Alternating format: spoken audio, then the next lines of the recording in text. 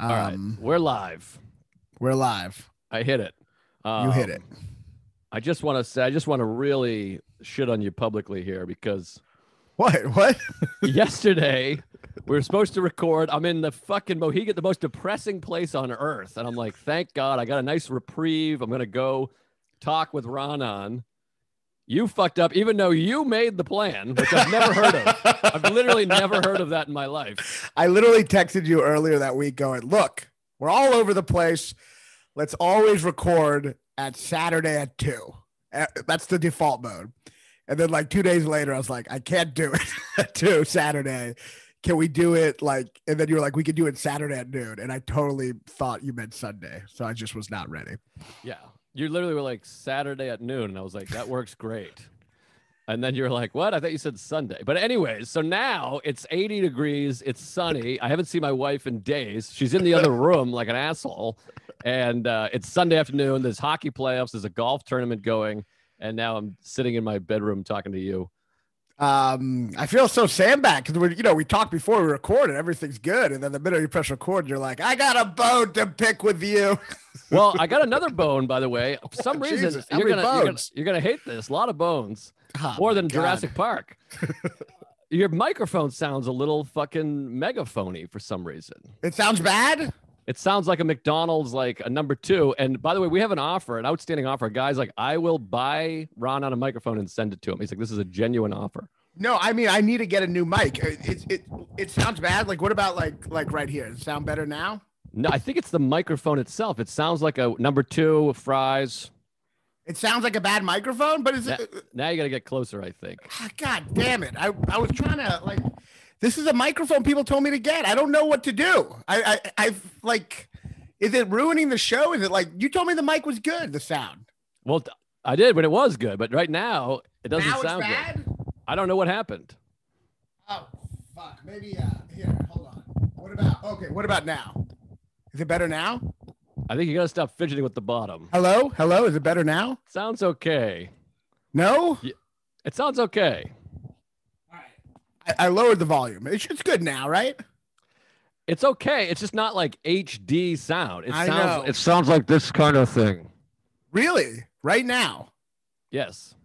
Should we should we? It sounds okay. It's like, it's audible. Like I can hear you. It just doesn't sound like Chris. You got to get a Shure 58. You got to get a Zoom. I'm going to get you all this stuff. Oh, you're doing Zoom here. I got a Zoom recorder plugged into my thing with a Shure 58. I'll get that. I just don't know what to get. But I have a different mic if you want to change a different mic right now. I think it sounds better right now. I think it sounds okay. Good. I think sure? So. Yeah. Because this is like, in my head, this is the epic episode. This is big. Bigger than Louis. Like this, I want this to go well. Well, here's the thing about this, about sound in podcast. People get annoyed, but like your ears do adjust. After a while, people go, all right, that's what it sounds like. So I don't know that it's optimal, 100% great, but I can hear you. I'm hearing you. And this happens sometimes. I listen to podcasts and then like they have to use the backup recording because something went wrong. And like Sam Harris, Dan Harris, all these fuckers, they just go, yeah, you'll just adjust. So that's it. Okay. All right. So that's what it sounds like. But in the meantime, afterwards, I think we got to get you a nice Shure 58 with the cover Zoom recorder. I'll get it. Yeah, I'll get it. But for this episode, much like the technical problems while filming Jaws, we're doing an homage to that by me having a lot of technical problems. The shark is not working. Is not working. But hopefully it'll make it a better pod like it did with the movie, the technical issues. Did you rewatch? You rewatched both? I rewatched both. I had a hard time getting through Jurassic Park. We'll get to it in a second. I just blocked I can't even hear it. I just blocked out that line. I can't even register that. But well, let me just say this. Some guy messaged me and it offended me because this guy was like, let me guess, you and your partner, he didn't even respect you enough to say your name. You and your partner hate Jaws. And it was so appalling to me that I'm like, are we putting out a vibe of guys that hate Jaws? Are you comparing Chicago 7 to Jaws? Jaws, I watched every day. First of all, these 2 movies today are the most important movies in my life, one could say. Jaws, I watched every day when I was 5 years old. It's a perfect movie. So I don't know what. That's young to be watching Jaws. Yeah, it might have led to a lot of anxiety in my life. Is one of the things you love about it that it's 1 letter off from Jews? Does that help? that's really what I look for in every movie. It's why I also love Goose. Fuck. Anyway, if you think of something, what's something with a Jude? J and a Jude? Oh, Jude. Yeah. I don't think anyone spells Jews. Jude. No one spells Jude that way though. Someone once told me that "Hey Jude" is about the Holocaust, and like the song is like almost saying like, "Hey Jews, take a bad song and make it better." Like take the Holocaust and make it better. And I believe that for years, because you know how someone tells you something that's just bullshit, but your young brain is like, well, that will just be a fact that I'll keep for the next 20 years.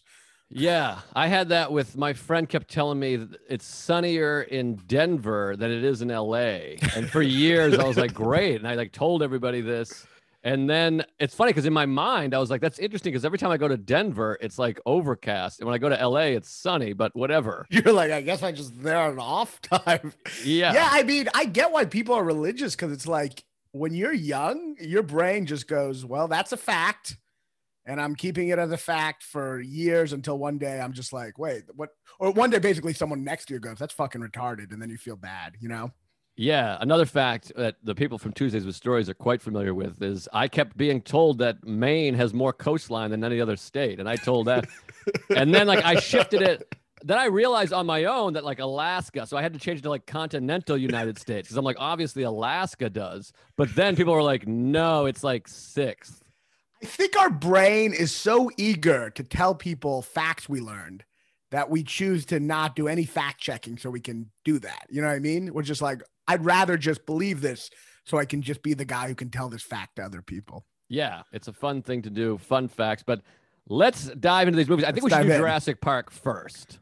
We'll do Jurassic Park first? Sure. I think that because I think we're going to have some differences here, I guess. But then we texted a little bit and you seem to agree on some of these things. You'll talk Jurassic Park first. Okay. Yes. All right. Yeah, let's talk Jurassic Park. I mean, you love it.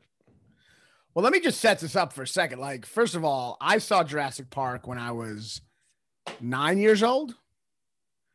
And it's been downhill ever since. It was the greatest experience of my life. It was the greatest movie experience. I pissed myself twice while watching it. Truly, one time because I was terrified, and then later on because I just didn't want to miss a second of it.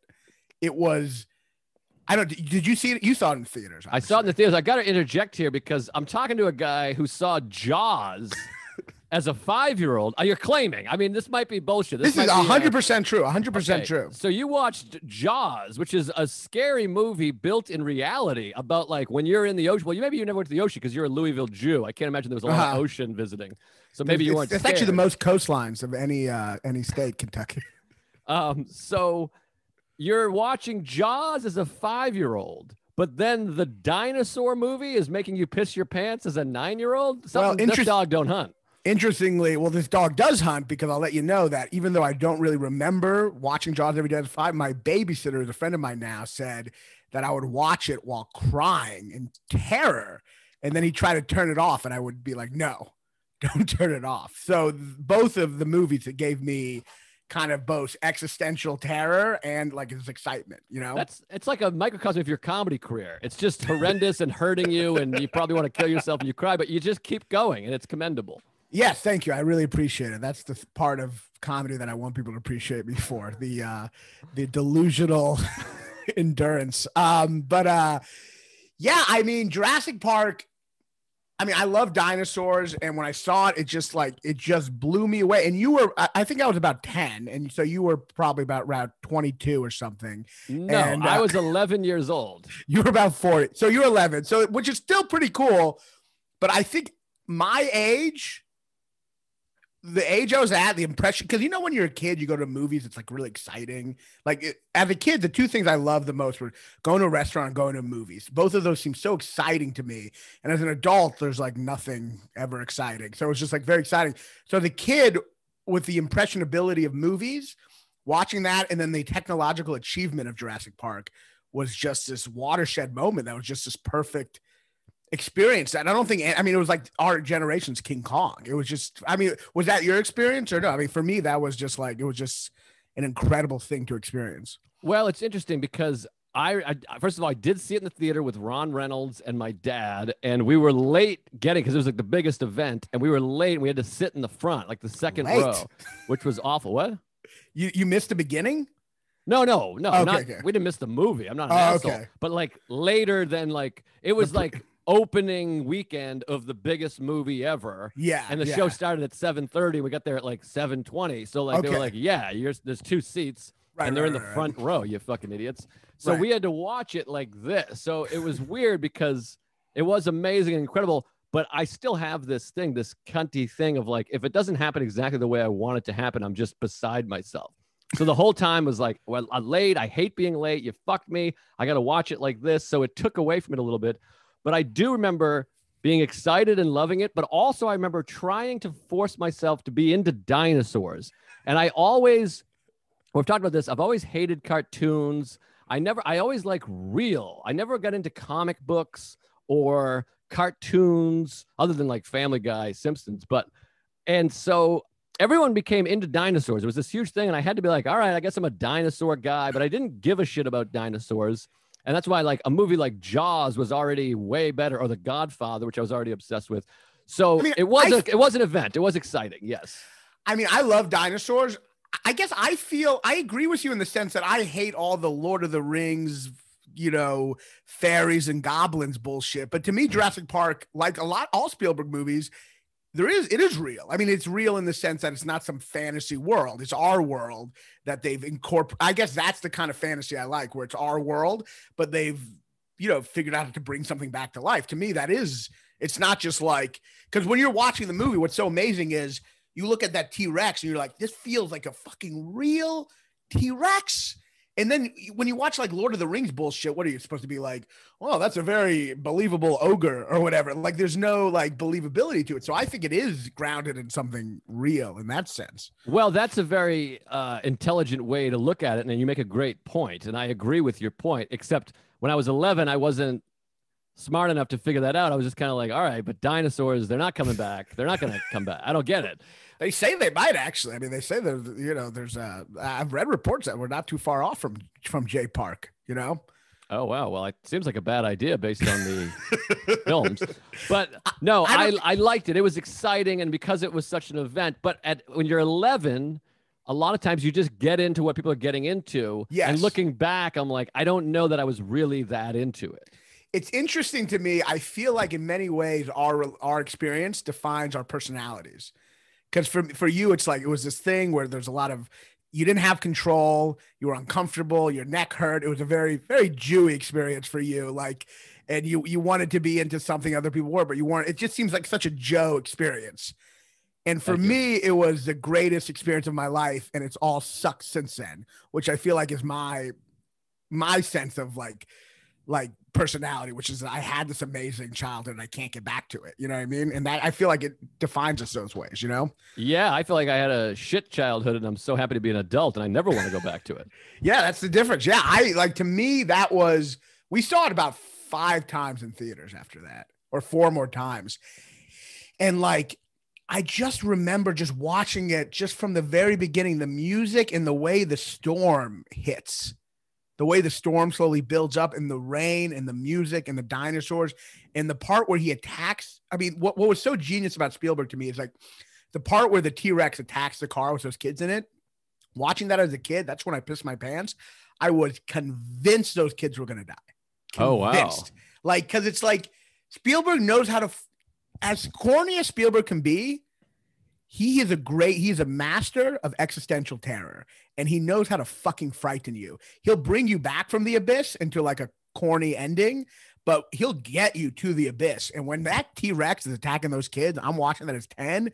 I've never been more terrified in my life, but in like this thrilling way. It was such a visceral. I've never had such a visceral experience in my life. Well, I agree that he's very good at tricking 10-year-olds.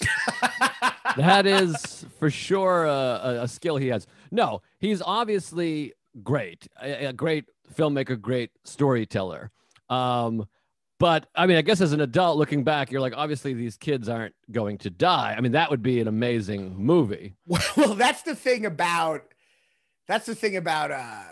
like watching it again because I've watched because this is a very big role reversal this episode because I feel like for a lot of the podcasts it's me shitting on movies that you love as a kid, you know, Right.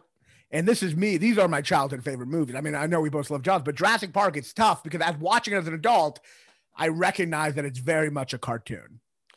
Yes, it's very cartoony, and I don't know when and where to jump in, but we just talked about Aaron Sorkin and all the Aaron Sorkin-y drop the mic moments, preview, everyone has the best line. This movie is written very much like an Aaron Sorkin, where like kids are almost just died, and it's almost like Home Alone. They're like, ooh, and then they say like, that was a close one. Like they have all these like great There's like lines. jokes at all times, or like bad. There's like manufactured jokes, and there's I mean, it gets the most cartoony with Dennis Nedry when he's getting killed by the Dilophosaurus, and he literally hits his head on the car and stumbles down. It literally feels like Abbott and Costello or something, like or the Three Stooges. The fact that you used his fictional first and last name is like unbelievable. I was like, I have no idea who you're talking about. You could have just said Newman. I mean, which is hilarious because I tried to do a bit.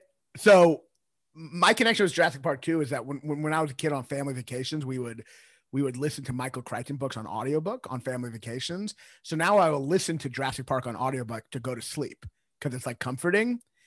And one of the lines in it, which I tried to do a bit about, was how I'm going to bring this back. Sorry, which is how they say in the book, Dennis Nedry, Newman never actually took the tour of the dinosaurs. And I was trying to do a bit about like how jaded are you as a person that you would work at Jurassic Park and never ever like just be like, maybe I should check out the like how like not interested in life are you that you would work at a dinosaur park and never ever just want to see the dinosaurs. But when I did the bit, I called him Dennis Nedry, assuming people would know what I meant. Oh, and like no one understood. That's how fucking consumed I am by Jurassic Park. I refuse to call him Newman. I don't even know if they say his last name in the movie. But Dennis Melvin Nedry. But that scene in particular, first of all, Wayne Knight is just a masterful actor. I mean, like he's just unbelievable. He's so good in everything. Yeah. I mean, Dirty Dancing, JFK, Jurassic Park, obviously Seinfeld, the other one, Space Jew, whatever. That was great. He's just great. But that scene, particularly, as you said, it's like Abbott and Costello, he's golfing off. And then the one where, like, you just, as an adult, you lose me. As a kid, it's fine, whatever. Steven Spielberg's tricking kids, and he's doing his tricks. But the dinosaurs in the car. Oh, the Dilophosaurus? He falls, gets cum in his face, gets in the car, and then turns, and it's like, he's just in the car. And I just picture Spielberg being like, fuck it, man. Like, we'll just have it. We got him. Like, the dinosaur opened the car door and then shut it behind him.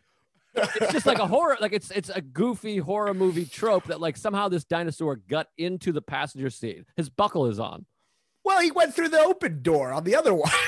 But then it's closed. He's in the car. I mean, it's just ridiculous. Like he got and sat in the passenger seat. Hilarious if his seat buckle is on. I mean, it's like, it's insane. I noticed that too. Like also ridiculously is that like, every time the T-Rex, you see it, you like hear like the puddle and it coming from 50 miles away and you just hear the vibrations. And then at the end when the velociraptors are about to kill them, right, T-Rex just comes out of nowhere and kills them. It's like, how did they not see it coming this time? Like literally every time it's like, I hear the vibration from 2 miles away. I see the puddle shake. And then suddenly out of nowhere at the end, the T-Rex is just like, hey, how's it going, everybody? Like he's just in the room and they didn't notice when he the Deus Ex Machina when he kills the velociraptors at the end. It's like also really slipped in there silently. Also, that big climax, which I could barely get to. I had to fast forward because I kind of hate this movie, honestly. But I disagree, by the way, with all this. You disagree that I hate the movie? No, I mean, I just don't want I don't want people like. I agree with your shit talking, but I also love the movie so much. I just want to make that clear. No, I understand. And this is, like you said, it's a role reversal, except Field of Dreams is better than Jurassic Park. But like Cocktail. I refuse to hear it. I don't even hear the line you're saying. You start saying it, I gotta block it out to not get angry. This is how I felt with Field of Dreams, you douche. Ferris Bueller, which you don't like. But First of all, that climax doesn't even make sense. There's two raptors about to attack these kids, and then the T-Rex busts in and grabs one of them, and then the other one is just immobilized. He just goes, fuck it. He just stands there. Like they literally don't show a shot of the second raptor. They act like they sum up. There's a huge problem. There's two raptors about to attack them. The T-Rex eats one, and then we just don't see the second one. It's just out of the movie. You mean at the very end? Yes. You're saying the T-Rex eats one and the other one tries to attack the T-Rex after a moment, but like, why isn't he still like going to kill the children? I don't know. I mean, but do you have any childlike sense of wonder like that would maybe blind you from the holes? That's what I'm saying. Well, there's plenty more where that came from. I mean, I'm not a child anymore. So if I watched it as a child, sure. But like, if we're going to discuss the fucking Smurfs movie, I'm going to be like, no, it stinks. No, I know, but like at the same time, it sounds like even when you watch it as a kid, you're still like very much Joe. You're still like, my neck hurts. I'm too close to the screen. It seems like, it seems like you never really liked it that much. I guess what I would love is like a Jaws type version of Jurassic Park, where it's like, it is a little more based in reality. Like obviously kids are going to be into dinosaurs, but like, I guess a rated R Jurassic Park would have been funner. Jaws is amazing as a kid and an adult. It's like Jaws is one of those movies that still holds up. It works for adults. And Jurassic Park, when you watch it as an adult, you're like, oh, this is a kid's movie with amazing shit still in it. Right. But there's still amazing shit. I mean, you got to recognize that like visually it's like incredible. Yes, it's cartoony. The screenplay is completely manufactured. Everyone has their one thing. Like every adult has their one theory they're trying to teach, like Malcolm, Ian, about to call him Malcolm X, Medgar Evers or whatever. He's just like, let me tell you about chaos theory. And Sam Neill's like, let me tell you that birds are dying. You know what I mean? Everyone has their like little thing, but like at the same time, it's like visually the movie might not hold up as an adult in terms of character, but personally the special effects I think do hold up amazingly. Yeah, they're pretty good. I mean, they're not as good as it would be now. No, I mean, you can see it. It's green screen. Like, there's a lot of like green screeny things. Yes, but the thing is, and I just want to say, like, I feel like both Jaws and Jurassic Park both did things very right that other movies learned nothing from. And the thing Jurassic Park did right is that it combined animatronics with CGI. So It wasn't just CGI. So it gave the creatures some gravity. Where you watch The Lord of the Rings, it's just a bunch of fucking blue things flying around. It has no gravity. This felt like the T-Rex animatronic head still feels real. Yes, it's good. It's very good. I mean, it's amazing. I hate Lord of the Rings also. I don't hate it. I don't know it. I don't care. The movie brought dinosaurs back to life. Yes, I know that. But don't you think some of it feels like that's a big part of it is like, we're going to bring dinosaurs back to life. And who cares about script and character and all this other stuff? We have dinosaurs, so we don't need that, which again is like the antithesis of Jaws. Yes. And it's like, I guess the big difference is Jaws was great because the technical shit did happen. And so they had to develop a lot of shit around it and imagination. And this, like, the technical shit was so much the focus. Well, that it defined them. In a way, there's the opposite movie. The technical shit defined Jurassic Park, and the technical problems defined Jaws. Well, and also the real difference is, and we'll get to this more when we talk about Jaws, the real difference is, and what makes Jaws one of the truly, truly great movies of all time has nothing to do with the shark or animatronics or any of that bullshit. It's the characters are so well written and developed and the relationships, and Jurassic Park has none of that. In fact, it has like the opposite of that. And it's so transparent. The beating us over the head of like, he doesn't like kids. He still doesn't like kids. And then she wants him to like the kids. And she keeps being like, those shots. It's like Jim and Pam. It looks very similar to Jim and Pam in The Office, where it cuts to her like smiling, watching him teach a kid something. It's like, does everybody get it? Do you guys all see that she wants to have kids and he doesn't? Is everybody on board? Okay, we're going to keep doing this for 40 straight minutes. It's for kids. It's literally trying to spell it out for kids at all times. I mean, there's a part in the movie that ultimately spells it out that it's for kids, which is when Dennis Nedry like hits the sign and he points to Arrow. It's like literally Wile E. Coyote. He's like, which arrow does the dock go? Like, it is for kids. And the whole kid thing in it where he doesn't like kids is so dumb and just like forced into the movie And it's like, is this the theme of the movie? So essentially the theme of the movie now is this movie is sometimes it takes an amusement park full of cloned dinosaurs to fall apart for a man to realize how much he likes children. Like that's the theme. That's essentially now the theme of the movie, which is an insane theme. Like that's what it's ultimately about, I guess, you know? Yes. And not only does he not want kids, which is fine. Plenty of men don't want kids. He is overtly and aggressively and almost psychotically mean to children. Yeah. Let's talk about the opening, because this is something that I have been talking about for years. That literally, and we both like literally. So in the opening scene, or the third scene, Alan Grant, first he's there with the computer. He says he thinks dinosaurs are birds. All the other scientists just laugh at him, which is ridiculous. The classic cliche, which we talked about in 7. Yeah, they're all just like, dinosaurs are birds, but birds are so gay. How is that possible? And all these scientists just laugh in his face. And then there's a fat kid who I don't know why he's there. But the fat kid never explained. He's just a fat kid standing 20 feet away. He's just a fat kid. I guess he's like a kid of one of the, I don't know. He's a fat kid, and he says that it doesn't look scary. And then to show how passionate Dr. Alan Grant is about dinosaurs, he spends the next 5 minutes traumatizing and humiliating this child because he's mad that the kid suggested dinosaurs weren't scary. Yeah, it's really psychotic. And by the way, there's a lot of very parallel scenes. It's almost, I think that's something that bothers me too, is like, it feels like Spielberg was like, I made Jaws. Let me just borrow things, but not do it as well. Because that scene feels very similar to that scene, and later the Australian, I think, guy that works at the park, shoot her. Yeah, they both do the Quint scene of like he doesn't seem alive until he swims up and bites you and does that whole thing. Very similar scenes. Also, the opening is very similar to the opening of Jaws. Yeah, very similar. Not nearly as good, but not nearly as good. Not even like close. But yeah, no, he's just wildly vicious to this child, and nobody steps in to be like, hey, Sam, whatever the fuck his name is that you know. No one's like, hey, can you just leave that my child alone?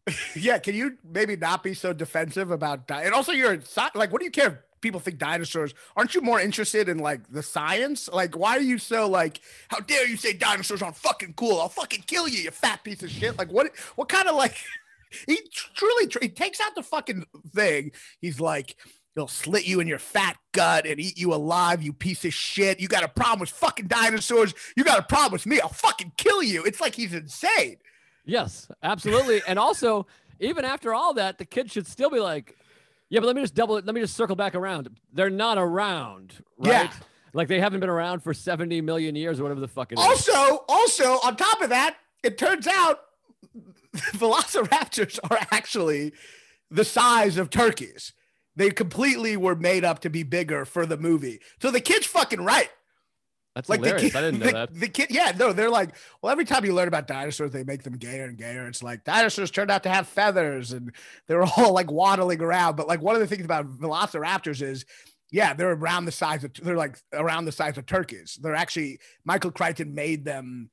They just imagine them bigger for this movie. So the kid's fucking right anyway. And then Sam Neill just goes crazy on him. And then the next scene, he's just like, I don't want kids. Do you want kids? And she's like, I mean, not that fat kid, but maybe some other cute kids.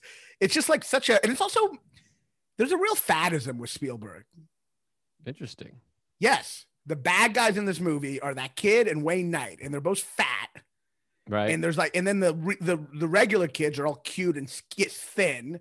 And there's this kind of like this, like treating fat people like they're bad, you know, which was very, I think it added some fat shame to me as a kid, you know? Yeah, that's fair. Well, that part I like about the movie then. But yeah, I have all these notes, but that's a huge cliche of him just being like, here's my theory. And literally everyone's like, ah, ha, ha, ha, ha. Like, why would they laugh at that? I know, like as though they hadn't talked about it before. I know, right? Like he brings it up. I think dinosaurs are like birds. I've never mentioned this. The fact that they laugh, like basically this movie depicts paleontologists as their main thing is they think dinosaurs are badass. And they don't like you either comparing them to birds because they're like, fuck you, dinosaurs are way cooler. So when he calls it a turkey, he like fucking flips out. You know what I mean? Right. Which is also crazy because the kid's saying it looks like a bird. You think he would appreciate that. Yeah, it's a good point. The kid's like, it looks like a 6-foot turkey. He should be like, exactly, my theory. Thank God, you know, everyone else is laughing at me. He should appreciate the kid, but he's such a fucking psychopath. Well, he hates kids, and he hates fat kids, particularly. He hates fat kids. Which can you blame him? But also, again, another similarity between Jaws is that like Sam Neill and Laura Dern, they're basically Mr. Hooper. Not Mr. I don't know why I said Mr. Hooper, but Hooper, and then Richard Attenborough or David Attenborough, Richard Attenborough, he's the mayor. That whole dialogue, it's the same exact dialogue. Like they're the experts being like, "This is a trouble," and he's like, "No, it's not a problem. It's all the same." It's like it just mirrors this other good movie. Great, but movie. it's also the Frankenstein thing of like using technology and science in this arrogant way to do something against essentially nature or God. You know, it's kind of that classic sci-fi thing. Though watching it again, boy, do they beat you over the head with all that shit. Absolutely. Yeah. I mean, it's a lot of head beating and just a lot of, like I said, it's very Jim and Pam. And then like, also like when they go and check out the rhinoceros, whatever that dinosaur is called, his shit. Triceratops. Yeah, there you go. And rhinoceros isn't even whatever the dinosaur's called, water buffalo or. But you knew what I. Were you ever a kid? Were you ever a kid? Language is used to describe ideas, is it not? I mean, to convey ideas. You knew what I meant when I said the rhinoceros. But also, like, I just hate her like bullshit doctor talk. She's like this. 6 weeks. 6 weeks. Like, you know what I mean? It's just like, and then also, by the way, this funniest part of the whole fucking movie is the guy who's in Rain Man, the Jurassic Park guy with the hat. Mustache. That's talking about. He's like, yeah, they haven't been eating those plants, and she's like, let me check out. Let me get my hands in there, and then she pulls it out, and she's like, no, you're right. He's not eating the shit. Like the guy's just like, I told you, you fucking bitch. I work here. Also, well, that's a good point, which is that Laura Dern's skills seem to get more and more expansive as the movie goes on. Because I'm pretty sure she's a paleobotanist, right? So she studies the fossils of flowers, right? Or like plants. And now she suddenly knows about Triceratops shit. Right. She's never seen a Triceratops in her life, but she's like, that guy would, you're right. That guy would be like, I'm the only one, literally the only person to ever deal with actual Triceratops. Right. What the fuck? She's woman-splaining him. He's like, what the fuck are you doing? She's like, but her skills seem to get more and more advanced. In the next scene, she's like, I gave Malcolm morphine to ease the pain. Is she a doctor? Like, what does she know the morphine? Like, she seems to know, know how to do everything. Though, by the way, the movie is very feminist. I realized, I mean, they beat you over the head with the Aaron Sorkin shit, but also I realized this time her and the little girl are the two people who saved the day. Well, this was the beginning of this. By the way, people talk about all the PC stuff and all that shit like it's new. I mean, this has been, that's the 90s is when this stuff started. It became, it's extremely like PC. I mean, removing the fact that there's only one black guy, but he's pretty cool. He's pretty high up in the administration. Absolutely. Yes. He's very affirmative smart. Action just started, you know? Yeah. And by the way, you could never show a cigarette like that in a kid's movie. That's old. That's you'll never see again. I don't think there was is there ever a cigarette not in his mouth? No, it's just like hanging out there. It's like a bit they're doing with the cigarette, which is fun. They don't show the scene, but I assume when the Velociraptor's chasing him, he still has the cigarette in his mouth. Right. But wait, what the fuck was I gonna say about the? Oh yeah, but anyways, yeah, the woman is the smartest one. She's outsmarts everybody. She's the best. She's the strongest. And then same with the little girl as well. And then we talked about this a little bit on text, and I'm jumping all over the place, but no, it's got There's a huge character continuity issue with Sam Neill, who's whatever his name is, Alan Derkowitz. He's like a scientist. You can't fuck with dinosaurs. This is dangerous. This is bad. We don't know what it's like. They should be extinct, and now they're back. You're bringing them back. I can't sign off on this.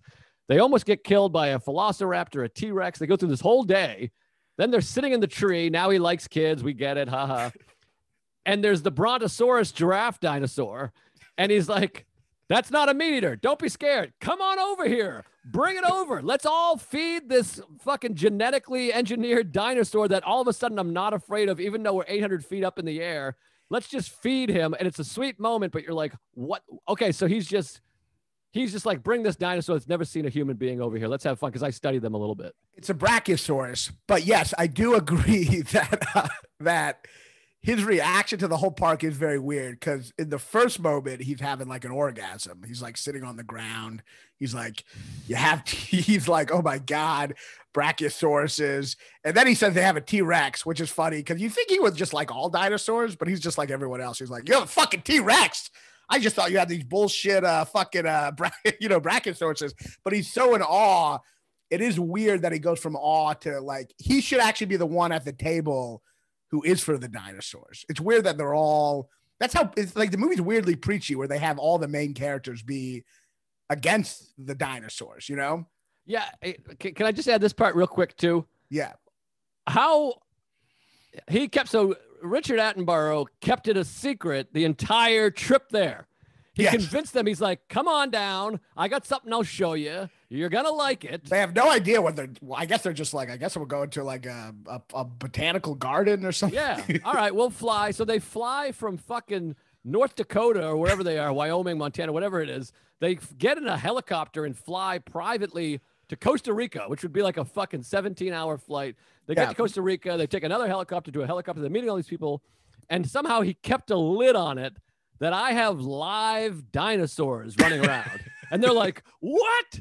We thought we were going to see a rose bush. Yeah, well, he had that. You know what he had in his back? He was just so ready. He had a whole plan. They're going to see the dinosaurs, and then he's going to say, welcome to Jurassic Park. So he had that whole thing in his back pocket. Right. So he had the whole, he wanted, it was like a surprise birthday. He had it all planned because he probably memorized it. They'll see the dinosaurs. They'll kind of kneel on the ground, and then I'll say, even though we're already in Jurassic Park, then I'll say, welcome to Jurassic Park. So he had a whole plan, and I guess he just, he likes the control of it. I support that. Yeah, it's a little ridiculous. But anyways, back to the lecture at hand. So, okay. So another interesting thing about the movie, watching it too, is like Jaws is the first summer blockbuster. So it's before it's before the exploitation of summer blockbusters to have like toys and commercialization. It didn't have that shit yet. You know what I mean? Yes. So Jaws kind of created a new thing, but it was kind of raw in the sense that it was very much just a 70s movie that became, this giant new thing. But Jurassic Park is already in this world of like, we're going to have the t-shirts and the logos and the stuff coming out after the movie. That Star Wars bullshit, which is interesting because this movie has all that shit in the movie. Like you see the gift shop with the Jurassic Park lunchbox. Right. And literally the logo of Jurassic Park is the same logo on the font. Right. So it's like the movie is like self-reflexively showing the stuff it's going to sell kids after, which could be a brilliant satire, except I don't think it's aware of that. It's literally just more of openly being like, it's like literally a Disney World kind of philosophy. This is the shit we're going to be selling you, Well, that exactly. And you nailed it. I mean, that's like another big difference between these two films we're talking about is one is like essentially like an art house movie on the water. Yeah. Like it's like it's Spielberg's it's a 70s movie. Yeah. And it's political and it's like, yeah. Yeah, exactly. And then this is a big Disney World fucking $1 billion or whatever, multi-billion dollar thing. It is, the movie's a ride. And like every dinosaur is basically a different ride. Some of the scenes are literally ride. Like there's literally, when Jeff Goldblum literally says, are you going to have that on the tour? I mean, the movie literally is just going through Jurassic Park. And it's essentially, you ever go to like Disney World or Universal Studios and they have the video beforehand that kind of creates a little fictional thing? Yes. This is like the best version of that. So it is, the movie is, and this is what I'll give you. Unlike Jaws, even though Jurassic Park was one of the greatest experiences of my life as a kid, the movie is soulless. But it's soulless in terms of character, but it does have a genuine sense of wonder about dinosaurs. You feel that passion, and the movie's still visually like incredible. So I still think there's a lot of magic in the movie, but yes, it is essentially the magic of Disney World, where it is so purely commercial, Yeah, no, there's fun things. And if I had a child and I have a niece and a nephew, I would show them, be like, check out this movie when they're 10, 11, and 12. It just doesn't hold up as an adult at all to me. Yeah, I mean, also the bias is like, I love dinosaurs. You know, I don't. Yeah, I don't. Like, I think they're stupid. I look at dinosaurs the way I look at fucking Legion of Skanks, Lord of the Rings. I like Lord of the Rings. I mean, Legion of Skanks way better than I like dinosaurs.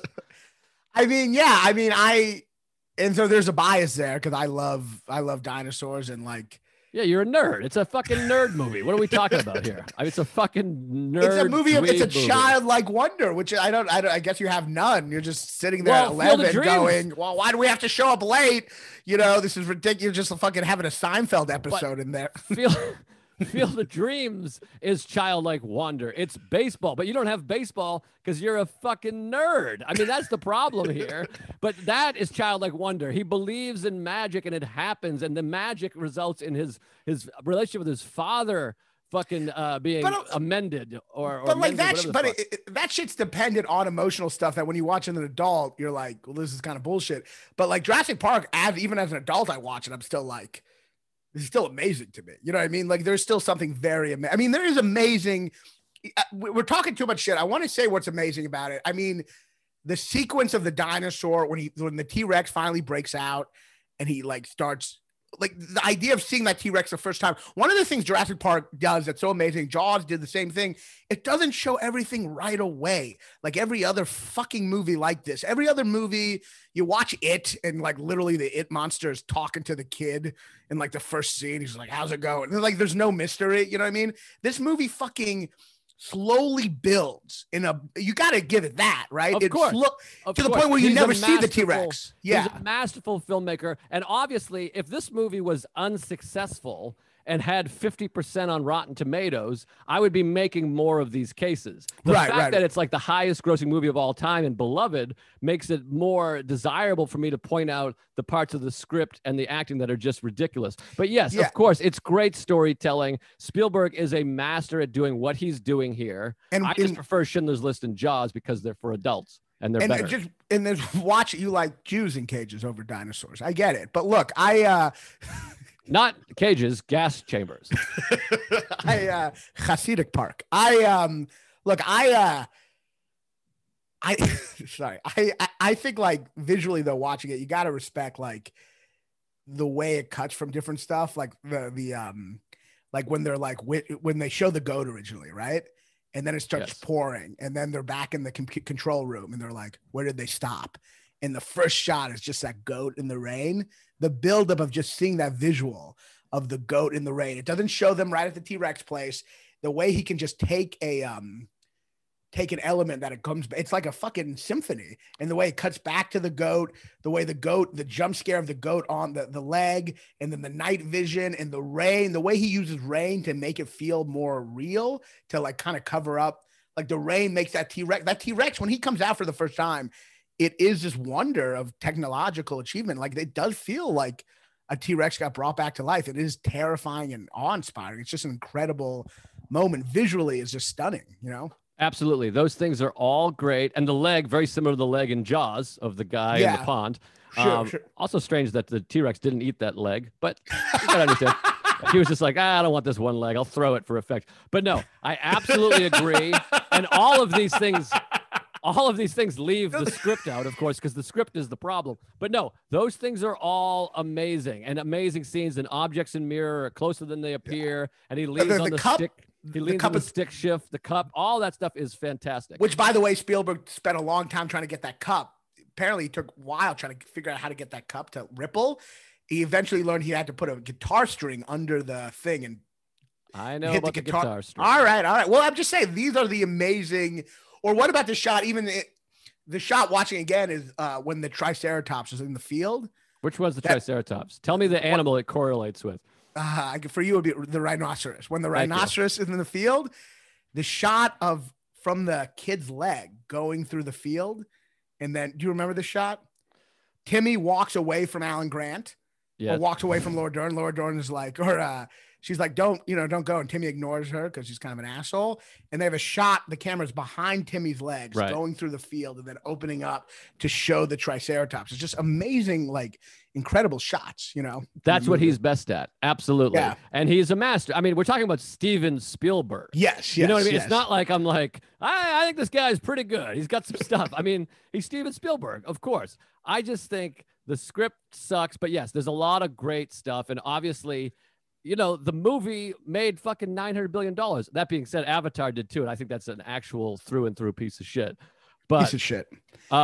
Here's another thing. Sorry, you want to keep talking about how great it is. I'll let you do that. So, because I got a couple other things I want to trash. Well, I just want to talk about visually some of the amazing shots. The shot of her holding the Jello and the Jello shaking, and then cutting to the Velociraptor, the shadow of him almost filling the actual Velociraptor drawing on the background. Remember that part? Yes, I fast forwarded, but yeah, I remember. I mean, just visually, it's just so incredible. I mean, though I will say one of the really stupid parts, he kind of does this in Jaws too. He does a thing where he always has one scene where a body part just seems to perfectly fall out at the right moment. Like, what the hell? Samuel L. Jackson's hand coming down on her shoulder. Did you see that part? Yes. What is the logistics of that happening? Right. Like, I don't understand. Like, she's running away. A black hand just falls on her shoulder. She's like, "Oh, Mr. Arnold, thank God!" And she lifts up, and it's just an arm cut off. Right. What was the arm doing? Well, this is one of my fall on her shoulder perfectly. This is one of my issues with Spielberg. Is I think a lot of times he's like, that will just be cool. He does like, this will be a neat thing, filmmaking. That'll be cool. Imagine that. Where like again, we blew the Coen brothers a couple weeks ago. They don't really do stuff like that. No, I mean, they're trope free. Yeah. But like seriously, like, I mean, they do the same thing in Jaws. I will say the one part in Jaws where it's just a little too convenient is when they go into the boat and Ben Gardner's head just seems to appear. It's like, what's pushing it in that moment? Like, it's just like, it's kind of a haunted house technique. It is, but that scene is just amazing. I mean, the way they pull that off, and like they tried the music every way, which I'm sure you've seen the behind the scenes. Yeah. Like, trying the music just before, just after, and I guess I just let it go because it's the one little moment, and it could be. I don't know that much about how a head. It's not as bad as the Samuel Jackson one. The Samuel Jackson one might be egregious.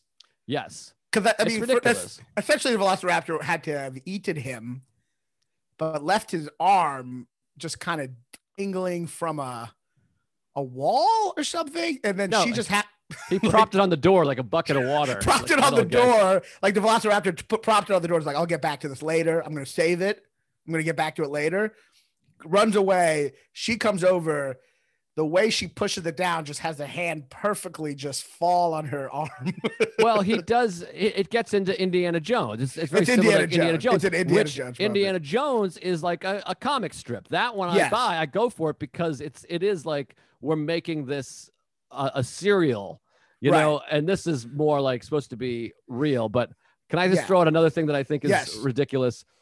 That script wise, Sam Neill, Alan, whatever the fuck his name is, Lefkowitz, him and his wife, he just leaves his girlfriend or wife, whatever she is. She's like, I'm going to stay behind with the rhinoceros shit that I'm pretending to know more about than this guy who deals with rhinoceros shit. And he's like, all right, I'm going to go over here. They never show either one of them expressing concern for their spouse. Like, she is in a typhoon with dinosaurs on the loose.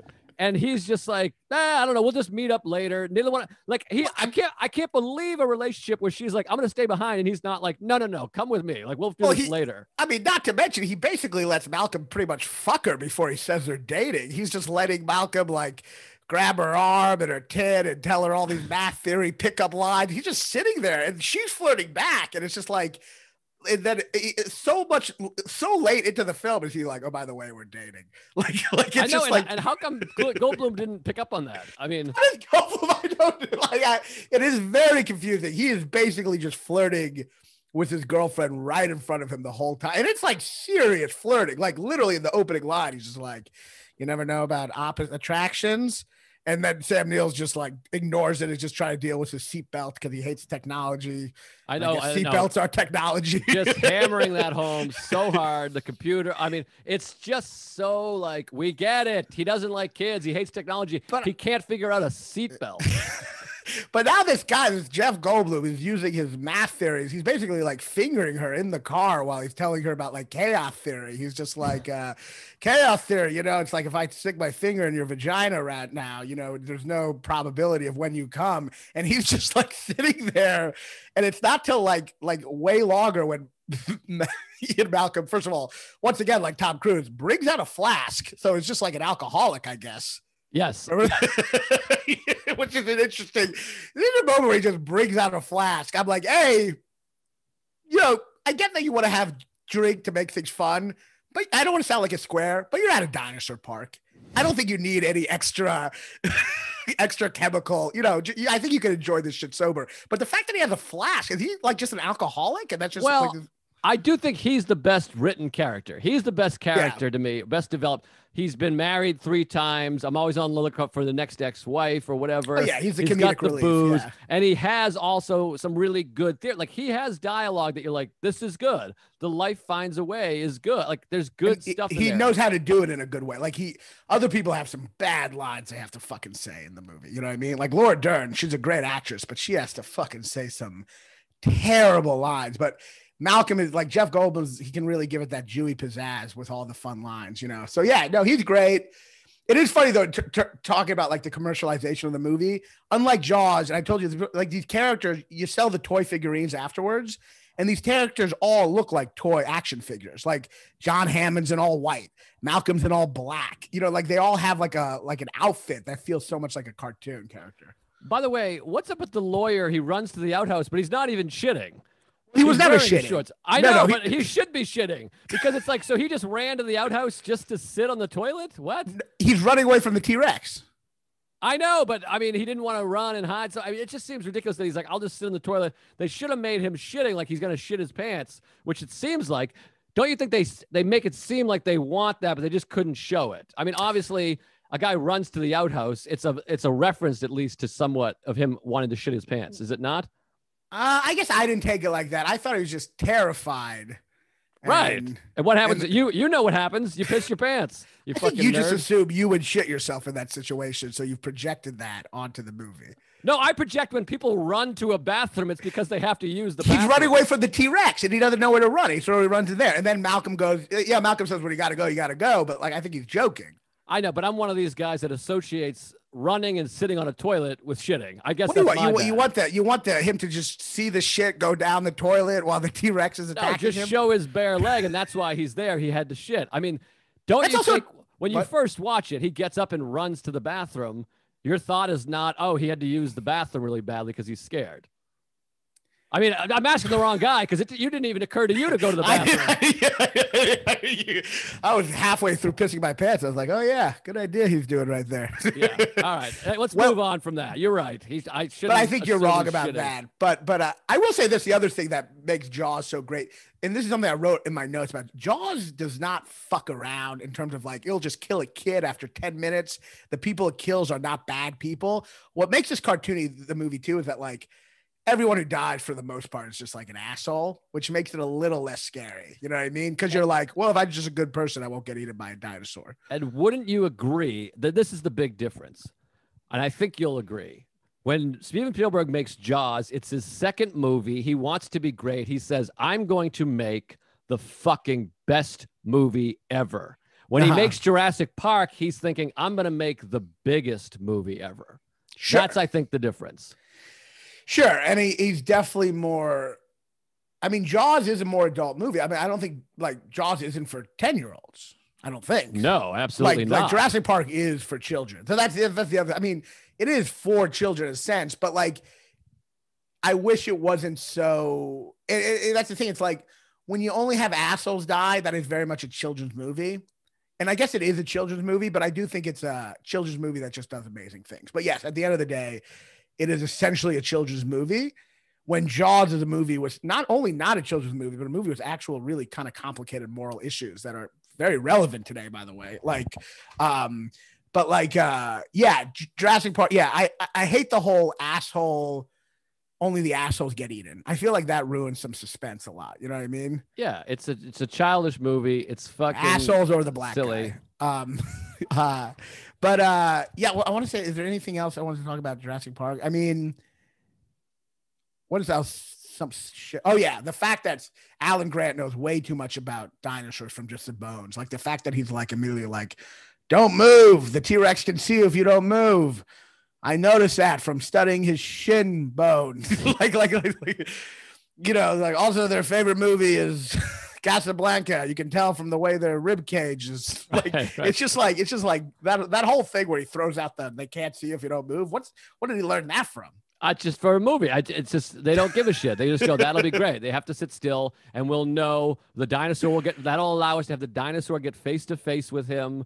And we can have all these things and the flashlights. It's a lot of tricks, a lot of gimmicks, a lot of fun things. And every character is a toy figurine. They all have their costume, and John Hammond just says "spare no expense." They literally give a character a catchphrase in it. He's just like saying that over and over again. The other thing I noticed, he said about the voiceover narration of when they drive through, it's something I never noticed. He said, "We got Richard Kiley to do the narration. We spared no expense." And I was like, "Who the fuck is Richard Kiley?" I know Brian Kiley. I looked it up. It's like, I know Brian Kiley too. Conan writer.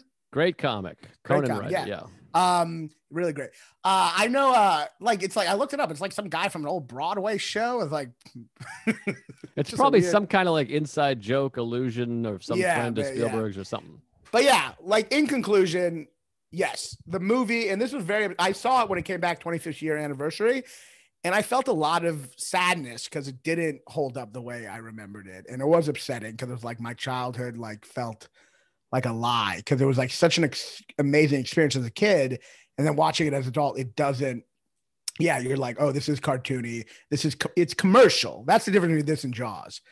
It's commercial. Jaws is like the beginning of commercial film. You know what I mean? Jaws kind of began this whole new world of summer blockbusters. But at the time, it was, you know, its own kind of crazy risk, you know? Yes, of course. And this is Jaws is like the first Apple 2GS, you know what I mean? And this is like Apple just being a giant company and losing some of its soul, you know what I mean? Yeah, like, and we're all addicted and we're like, oh my God, it's great. Yeah, but that being said, I still think it's so beautiful. And even the shot of the bird flying at the end is amazing. And you have no sense of childlike wonder. But other than that, yeah, I think it's, it's not. Yeah, but let's talk about now, in many ways, the opposite movie on many levels. Yes. I mean, Jaws is hard because it's like, I don't even know how to talk about Jaws other than to be like, it's the best. It's fucking unbelievable. It's perfect. It's perfect movie. That's what I literally like texted a couple of people. I was like, this movie is perfect. It's as good as it gets. And I've said this about a few movies, Cuckoo's Nest, I think. There can be movies as good as this movie. There's not a movie that's better than this. Yeah. It's as good as it gets.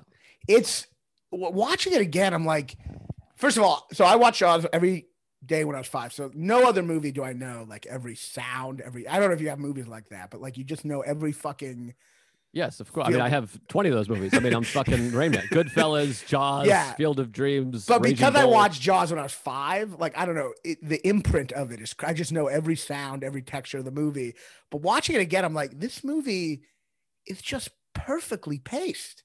It's like a perfect symphony of like the pace of the terror and then the de-escalation and the terror again. Like, it is just a perfectly fucking paced movie with some just like, just visually, just so beautiful. Like every shot is like a fucking just beautiful, iconic shot, you know? It's stunning. And it's Spielberg's masterpiece. And it's this weird thing where like his second movie is his masterpiece. Although Schindler's List, I also just think is amazing. But you're like, it's weird when there's an artist who makes their best thing like number 2. So in a weird way, he's made a bunch of great movies, but you're like, oh, nothing is comparing to the thing you made 40 years ago, like your second time out. Well, it's interesting, too, because this is the movie where he somehow avoided cheese.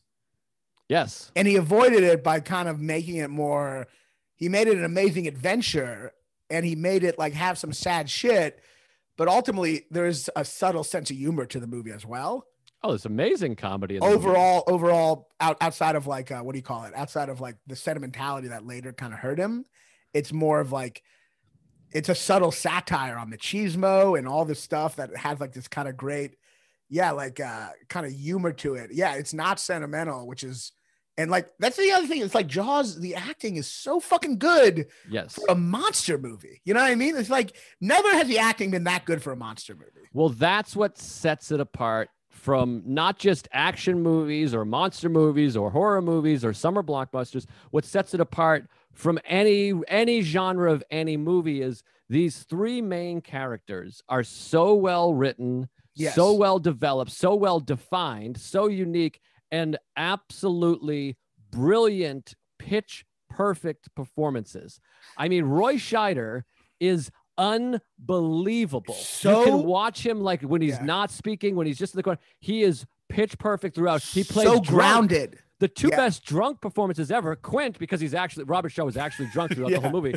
But when Roy Scheider is drunk after he gets slapped in the face, he plays it so perfectly. I can do whatever I want. I'm the chief of police. Yes. He's so perfectly, subtly drunk throughout that whole thing. It's never over the top. It's never ridiculous.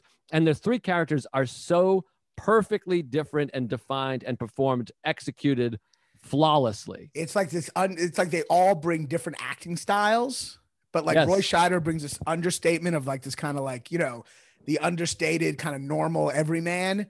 And then Richard Dreyfuss brings the whole history of like Jewish annoyance to the role. And then Robert Shaw, who's actually also Jewish, by the way, he brings that whole like crazy over the top machismo style of acting, which is a very long tradition, from like Lee Marvin and all that shit. So you see these three different acting styles. Roy Scheider, I don't know. There's something about him. Like he looks like my father. He reminds me of my father. For me, my father was kind of like like a guy who wasn't very crazy, very kind of normal, more on the side of cautious. Because the thing about Roy Scheider, you forget he's the chief of police because he's very much a kind of a pussy. Yes.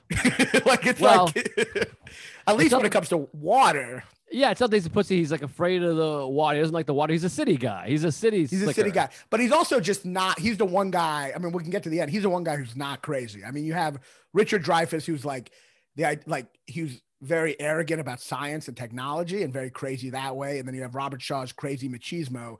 And Roy Scheider's a guy who's not overtaken by machismo, who's more like, let's just be practical and let's be cautious. And that's the guy who survives in the end. You know what I mean? That's the guy who kills the shark. The guy who's like in the middle, not too much of a coward and he's not a coward, but he's also not a hero to the point of crazy, which is what they are.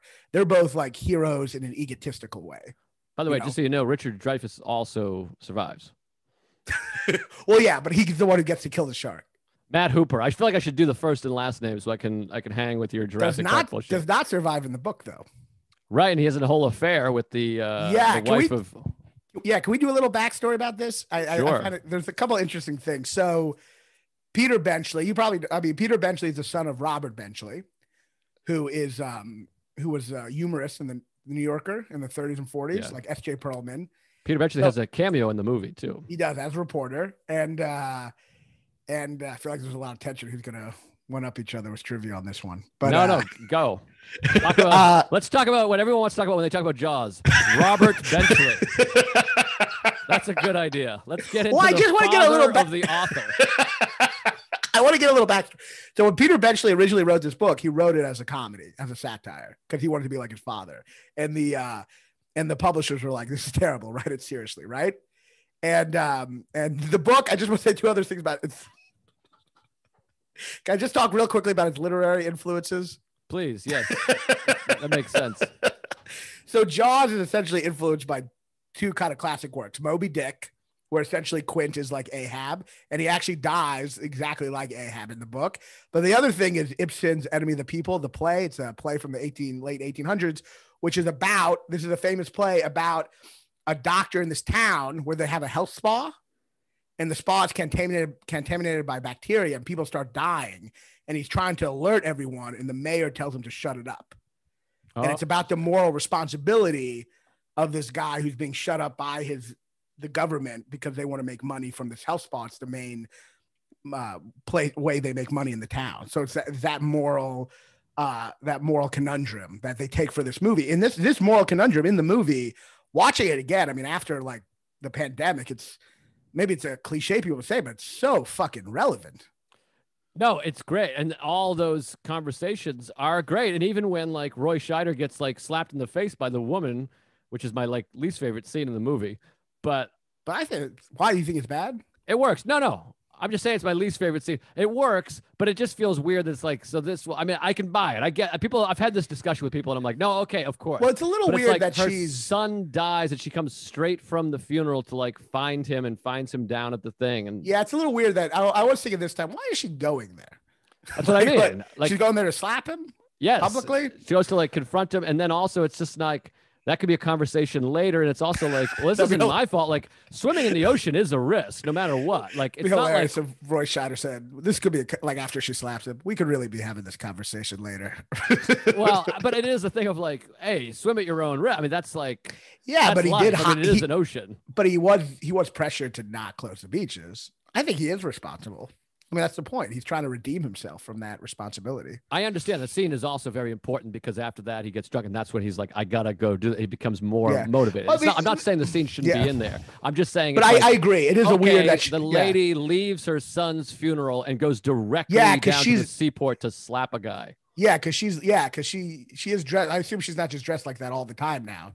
That is directly from the funeral. Yes, exactly. That's what I'm saying. Yes. Yeah. It'd be funny if there was a scene where they just charge her with assaulting a police officer and she goes to jail for like a fairly long time.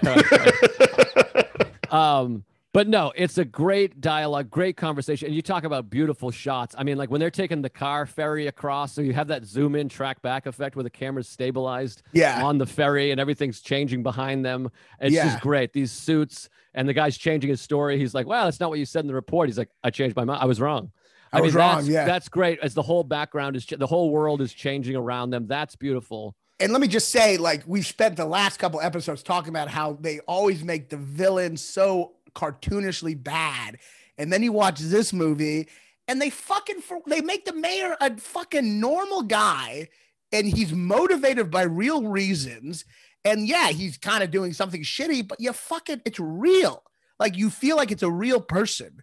And I feel like that's so rare in movies. It's also, I mean, this is what you were referencing earlier, but like it also was so dead on with like Trump and Fauci. Oh my God. It's like wildly parallel. I mean, it's scene when in front of the billboard.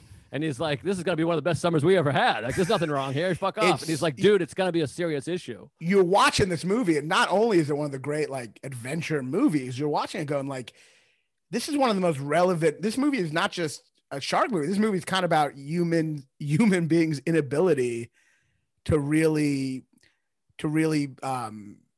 humans' inability to like have foresight, to like they need money right now, and their inability to kind of to be aware of the real dangers. Like, it's always too late. You know what I mean? It's parallel to climate change. Also, climate change. Yeah, it's like this is one of the great, and honestly, it's a much more real issue than Jurassic Park because it's like, you know, it's not sharks. I mean, dinosaurs. Well, it's just like, yeah, I mean, it's like a real thing that's happened. Like, you know what I mean? Like it's just a real, yeah, you're watching them trying to open the economy and like in ignoring the dangers over and over again. So it feels so fucking relevant watching it. Yeah.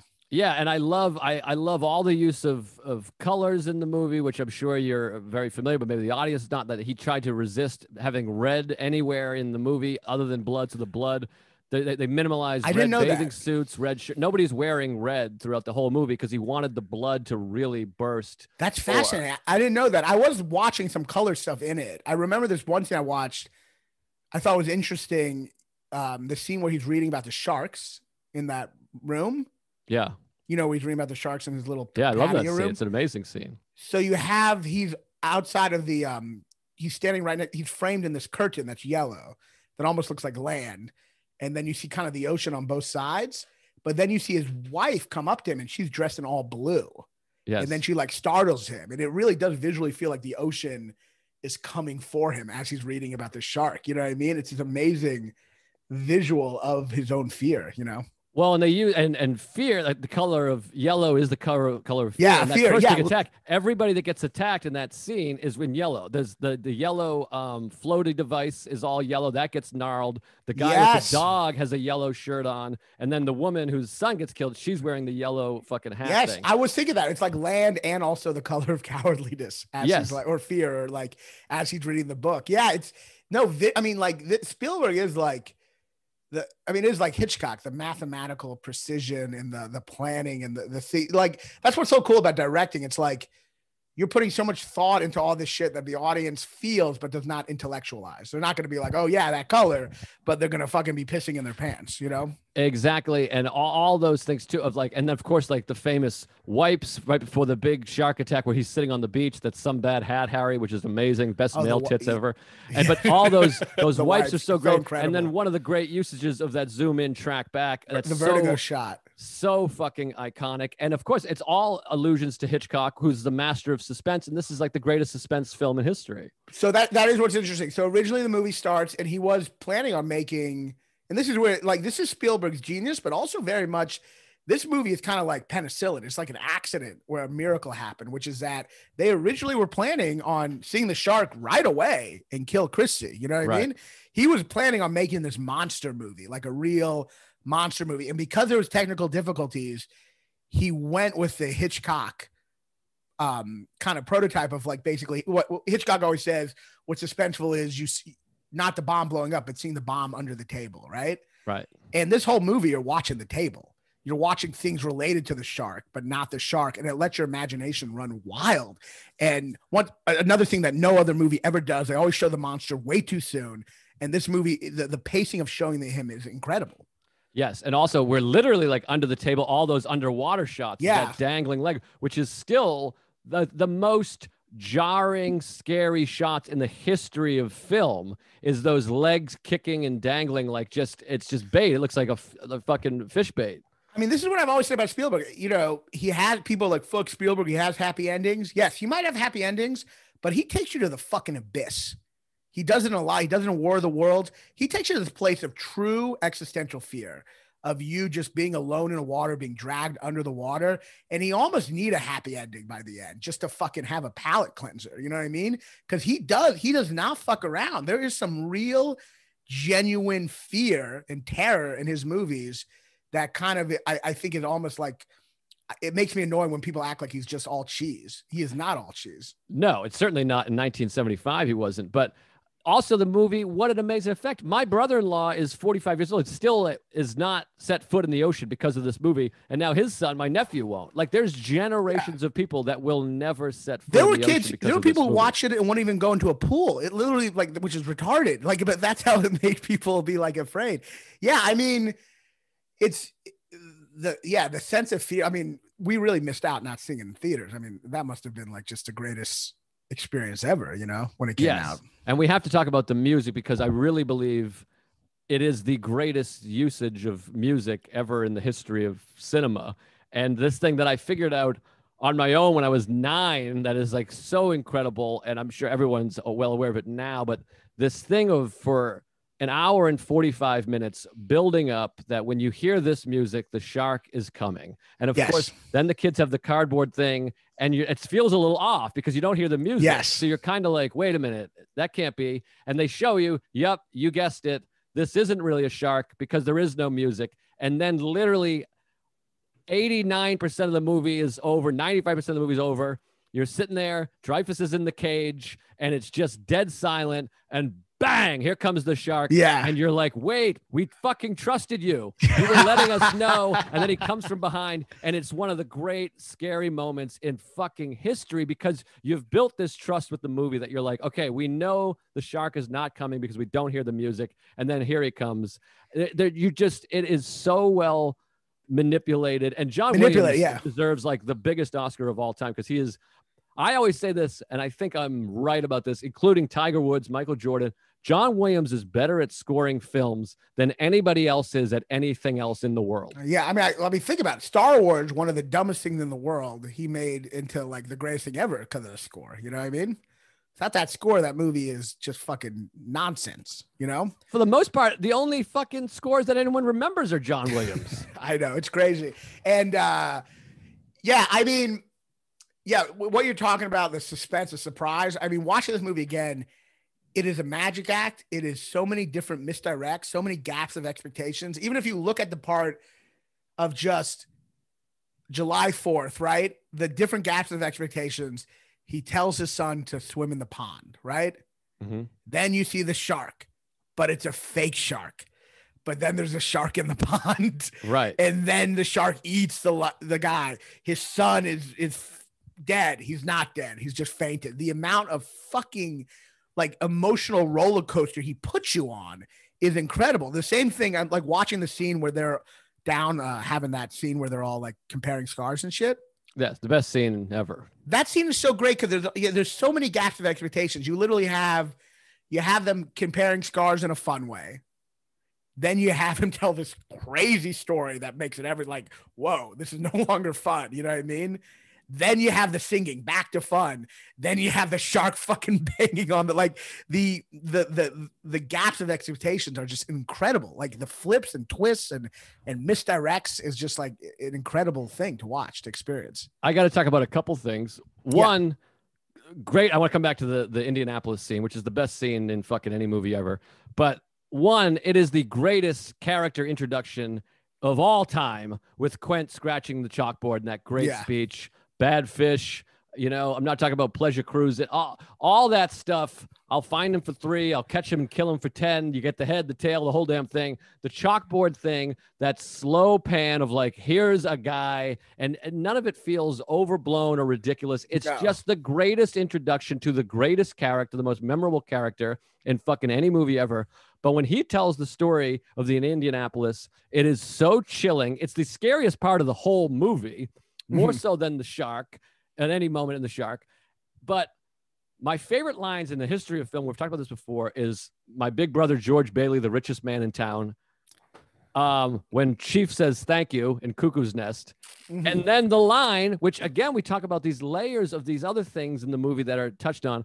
When he says, anyway, we delivered the bomb, is one of the best lines ever. Maybe the best line. This idea, and it's about the military to me. Like there's the whole under aspect that no one really even seems to notice or talk about, this idea of like this horrifying thing. Everybody dies. They're getting shocked. I'll never put on a life jacket again. And then he has this kind of fake comical pride, a toast. Anyway, we delivered the bomb. And it's like, he wouldn't trade that. He wouldn't do it again. That was the worst. It defines his whole life, but he has to pretend to have this pride and like, well, right. Anyway, we delivered the bomb. Amazing line, amazing fucking written and delivery. It is a great monologue. It's also hilarious, by the way, that it goes, I'll never be in a life jacket again, but he will hunt sharks for a living.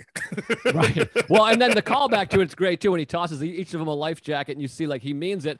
And also another amazing line. I want to jerk off to this movie. Yeah, when me too. Towards the end where Dreyfus says, have you ever seen a shark do this? And he goes, hell no. And that's amazing. To build up this character who's afraid of nothing, who knows everything about sharks and says, hell no, I've never seen this. But that's also, that part is also, because really essentially the movie is 2 movies, like the first half and the second half. And I mean, I want to go more to the second half, but I want to talk a little, but like that part's also amazing too. Cause like in terms of their all's relationship, he says, have you ever seen a shark do that? And he goes, hell no. But then Roy Scheider asks the same thing to Richard Dreyfuss, and he rudely goes, no. Like, it's like Richard Dreyfuss is trying to like look up to Robert Shaw, but then he's a dick to Roy Scheider. Like, they're all both kind of like treat Roy Scheider like a little bitch. You know what I mean? Right. Like, there's the dynamics of that whole second half are incredible. But the other thing, like, yeah, there's so many things that makes this movie scary. The other thing is, I think I said this before, but this movie does not fuck around. It has a kid get killed so soon. And I think that plays a big part, because you watch Jurassic Park and everyone who gets killed, it was like hit a kid right before it or is a coward, you know what I mean? And then you see, like, I remember watching Independence Day, you know? And there's a part of Independence Day where the dog almost dies, but then he survives and it's a big moment. I'm like, these movies are fucking pussies. Get like Spielberg in the he did not fuck around. He kills a dog and a little kid back to back. Yes. Back to fucking back. And that is something that makes it so terrifying. And maybe it's more of an adult movie because of that, but you're like, oh, anyone can die. You don't have to just be a That's piece my of shit. That's my complaint about Jurassic Park, and they made it that way so they could sell more toys, and that's what bothers me. And like you said, I would be more into it if they made that movie the way they made Jaws, and that it's for fucking adult. Fuck the kids. You can see dinosaurs in the Land Before Time. These are adult dinosaurs that rape and fuck children. Well, yeah, I would Maybe not rape. I did the rape was too far. Sorry. Unless it's like the closed doors, they'll be fine unless they learn how to rape. But yeah, I mean, yes, and once again, Jurassic Park is for kids, so I think that's different. Like, but I mean, and Jaws is not for kids, which is why I have a terrible anxiety disorder as an adult since I watched it so much when I was 5. But yeah, it really does hurt suspense in movies when you just have the asshole get killed, because then it's just like you're cheering for the guy who gets killed, and that's counterproductive. You should be like afraid for people in the movie. You know what I mean?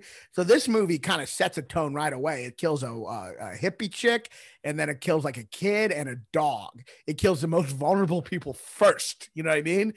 And now you're ready to go. You're like, fuck, it's indiscriminate. And that's true existential terror when the thing is indiscriminate. And with Jurassic Park, you do get the sense that the T-Rex is like, I'll eat people, but I got to make sure they do something shitty first, or they're kind of selfish, or they're like, rude to children or run away. So there's that existential terror in the movie that's just fucking incredible. The other thing, like a lot of the movies that deal with like the monster movies, it's always like presidents and like vice presidents. It's so cool to have this movie about local city politics. Right. Like it's just like a little committee of people who work in the town in that room. It's just it feels so grounded and real to just see like, oh, that's the woman who probably like has a shop and now she's like on the committee. Like it feels like us. He made a movie. That's the thing that makes it so much better than like Independence Day and all that shit. He made a movie about regular people. Yes, absolutely. And New Englanders. So it means even more to me than it does to you. But no, it's just spectacular. And I don't know. You just can't get any better. I'm sorry if I'm talking too much, by the way. I'm just not at all. That first moment of them fishing, the initial thing, it's the height of Spielberg's powers. The best work he ever did is those real subtleties when it shows the line move, and then it shows Quint just moves his eyes over there. And that slow, like ASMR of him buckling himself in, and putting the fishing rod in, and putting his foot on the little thing. I mean, put your gloves on, both of you. I mean, that whole sequence is so perfect and so slow and methodical. And it just, I mean, I could fucking literally beat off to the movie and have an orgasm just watching how well this movie is made. Well, I'll make it even. This is going to sound really pretentious, but watching it again, I'm like, this movie is about like the magic of filmmaking. It's about what filmmaking can make you think, what it can make you feel viscerally. So much of the movie you're watching, either it's this great magic act of, is this scene something going to happen or is something not going to happen? You know what I mean? And it's a sequence of that. You have the shark kill the woman, then the kid, but then the next time the guy survived the shark attack. But then the next time it's a fake shark. But then the next time the shark's going for literally Roy Scheider's son. And then the next time he got something on a reel, but it's not it. But in the next scene, it is it. It's like this amazing back and forth of like, when is it really going to come? You know what I mean? By the way, we're also not sure if it was it or not. That's still a mystery. Right, true. If he had the shark. Because he's like, let's shoot through the piano wire. And he's like, it proves you're... So you actually don't know who to believe, which is also a great technique because you're like, wait, which one of these is the smarter guy? And also they all end up earning each other's respect. But you have both these guys, Hooper and Quint, who are both shark experts. One is the blue collar. Yeah. I've lived fishing. I am a fisherman. The other one is the rich guy who studied it at Yale and has all the equipment. They both know. They both know. Well, when the other one's a drunk Irish, it's you and me, basically. Yeah, I'm Quint and you're Hooper. But you have this great thing, and you actually, I mean, what a great subtle thing in the film is that we don't know which one of them was right. So it sets this thing in the back of your subconscious of like, which one of these guys knows more about this? Right. And ultimately, the one who really kills the shark is the one who has humility, in my opinion. Like Roy Scheider is aware of how dangerous the shark is. He doesn't want to have the shark around. When you get the sense that Richard Dreyfuss and Robert Shaw, they're the soldiers in a war who are heroes, but they kind of like that the war is happening. You know what I mean? Right. They want to, there's so much ego there, and they're both crazy in a sense. Yes. And Roy Scheider's watching these two crazy versions of masculinity, the blue collar machismo masculinity and the intellectual science is going to win the day kind of masculinity. You know what I mean? That same kind of, like, but wanting to be as good, as tough as the blue collar guy. You know what I mean? And It's about class too. Like you also have like, great class, blue collar and rich. You know what I mean? It's very fascinating. But at the end of the day, it's the guy in the middle, the guy who has a balance of those qualities that survives. You know what I mean? Right. Like, and that's kind of keep like saying that Hooper also survives. I mean, I don't quite understand. Hooper survives. I'm sorry. Well, he dies in the book and he survives, but he doesn't kill the shark. That's what I mean. Hooper survives. Well, and then killing the shark. Did you know? You probably knew they had to add in all that audio at the end. You know that because the test audience didn't understand what was happening. That's why the very last part where he shoots the tank, that audio is put in later because the audience was watching did not understand. So he has to say, "Show me the tank. Show me the tank." Oh, and then he goes, "Smile, you son of a bitch." And he doesn't say bitch, which it seems like in your mind. I know, it says bitch. it gets the blow up, like blows it out. It's like when you tried to bring up our pod on Joe Rogan and you just hear Joe Rogan talking over it. It's Well, it is, but it's like the Mandela effect. People think he says son of a bitch, but that was all added in post. That's why you don't see his mouth moving because the audience watched and were like, why did the shark blow up? So they had to add in him going, "Show me the tank. Show me that tank." I didn't know that. So they throw. Oh, he says blow up. He also yells blow up. He throws. Obviously, they had the scene where he throws it in there, but they just didn't connect it, the two. Yeah. So Spielberg was like, okay, they set up early on in the movie. If these things blah blah blah, they'll blow. Apparently, it's not true at all, right? No. And then they thought, okay, this will be great. He'll have it in his mouth. He'll shoot it with a bullet, and that'll cause the tank to blow up, which will blow up the shark. They showed test audiences, and they were like, what the fuck? Why would a shark blow up if you shot it? So they had to sub in these sounds where he's literally going, blow up, smile, you son of a bitch. And then that part was in there. But, that's hilarious. It's also even like, that's great. It's so fascinating. Also, it's hilarious that like, yeah, they probably don't blow up. And if there was some kind of combustion, it probably wouldn't be the nuclear bomb that you see happen at the end. Well, like the idea that if you shot a scuba diver, it would just blow up like 10 football fields. Well, and you could be a terrorist, just take a scuba diver, just shoot him as he's walking into World Trade Center. You could do more damage that way. Also, him eating the tank might have caused some damage too. He's literally gnawing on the tank. Right. Well, let me ask you this. There's a bit of a mystery moment that also was unclear to me. Do you know when he's about to radio in and there's the fire that erupts on the ground and Robert Shaw goes, "Chief, there's a fire there. Put out the fire, Chief." Yeah. Now, the way they frame it, it feels like it made it look like Robert Shaw somehow started that fire. And I'm watching the shot before it, and he does flick something, but I couldn't tell if like. I thought something just fell or something. Yeah, the way they frame it, it's like it seems so suspicious how they film it. There's like a shot right before where he does like kind of flip something, but you don't see it clearly. He just kind of like moves his hand, but you don't see it clearly. And I was wondering if that was intending like he started the fire to get him not to call in the radio right then. Oh, but I don't think so. That'd be a little crazy to start a fire on his boat. Yeah, I don't think so. But he is kind of crazy.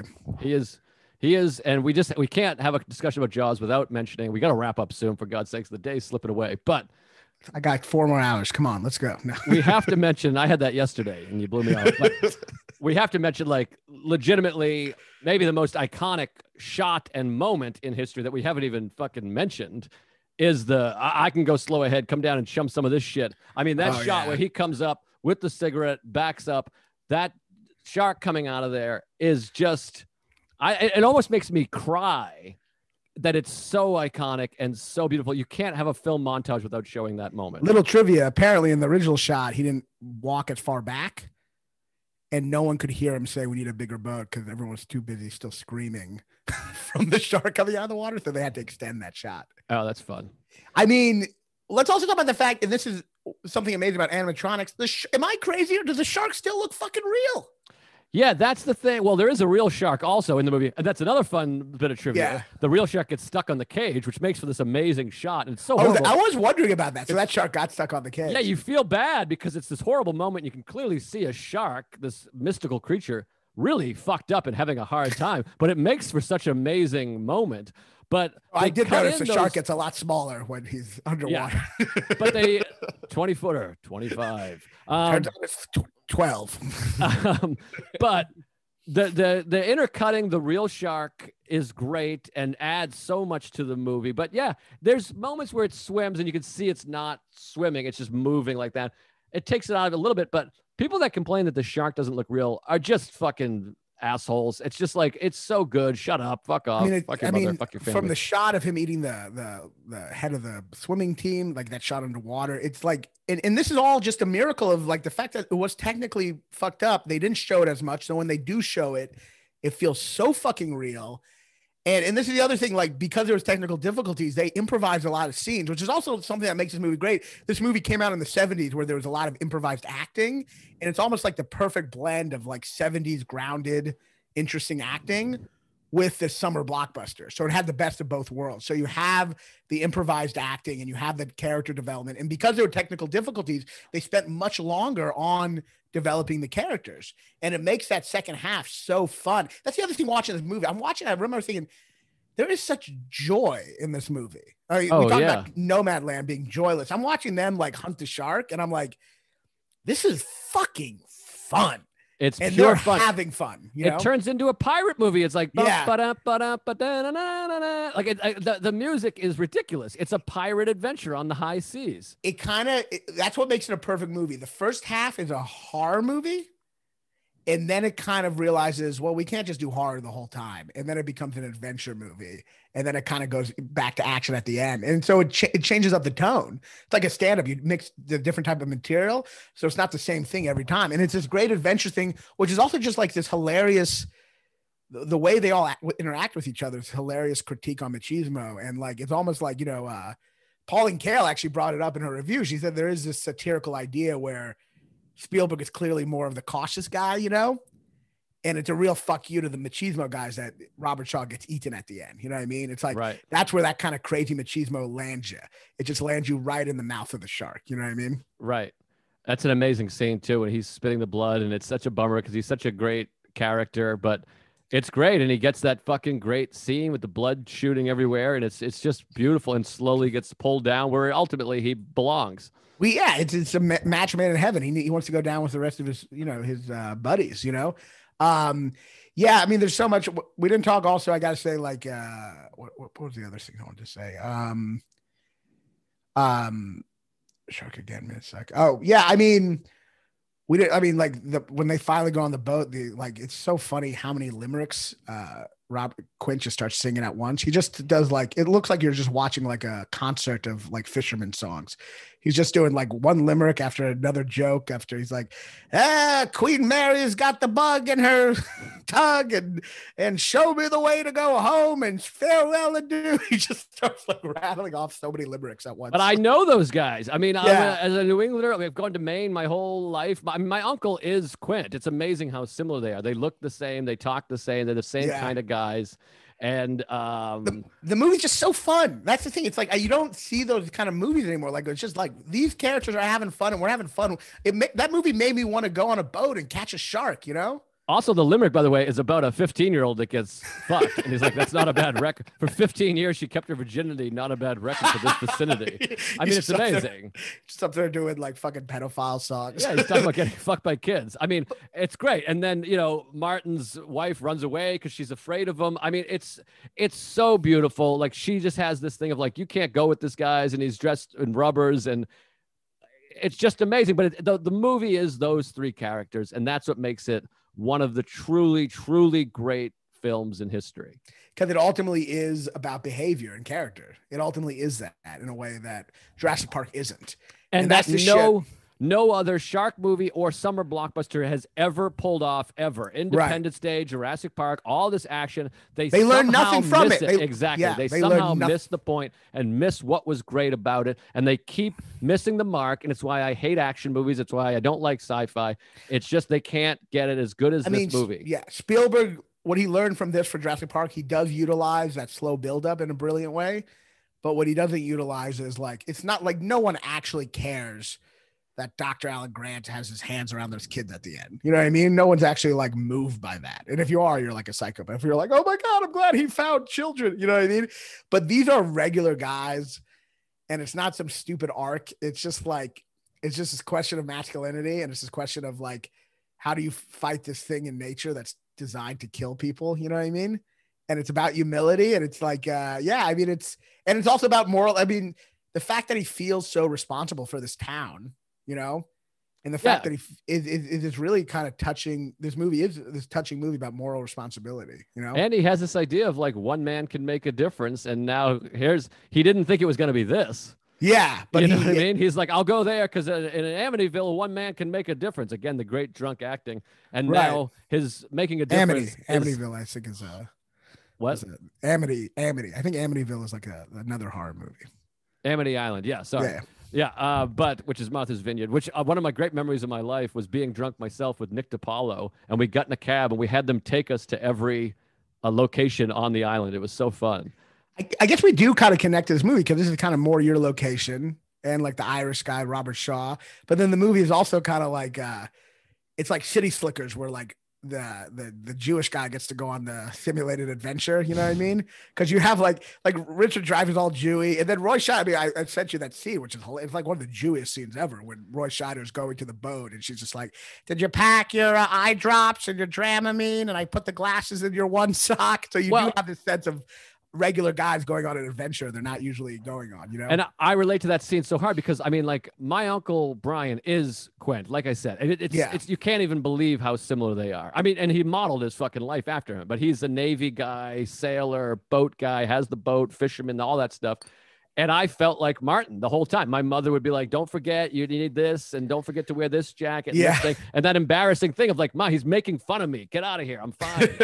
And ultimately, he is fine. And he is able to be on there. And like you said, he thrives more than him. And so I relate to Martin more than most characters in any movie ever. We are Martin. The audience is Martin, essentially. You know what I mean? Of course, exactly. You're the guy who's like, everyone around me has so much to prove, and they're kind of crazy, and I just want to survive and do good by my town. I don't feel like I belong.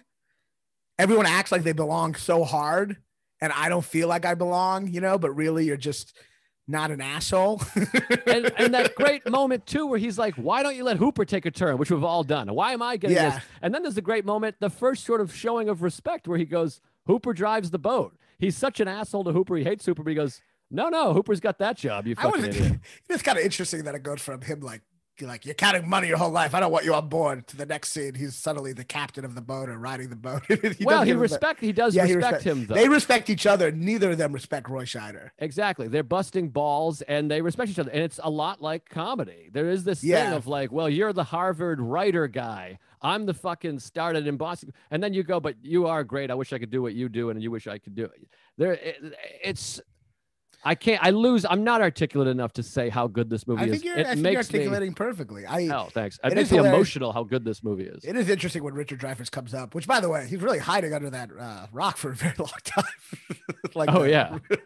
He's hiding there for like an hour. But when he comes up, it is interesting. Like, Roy Scheider just doesn't tell what happened. Like, it's kind of a crazy thing that Roy Scheider just had happen. Like, you think he'd be like, this is fucking, you're not going to believe what just happened. I shot the tank and it blew up.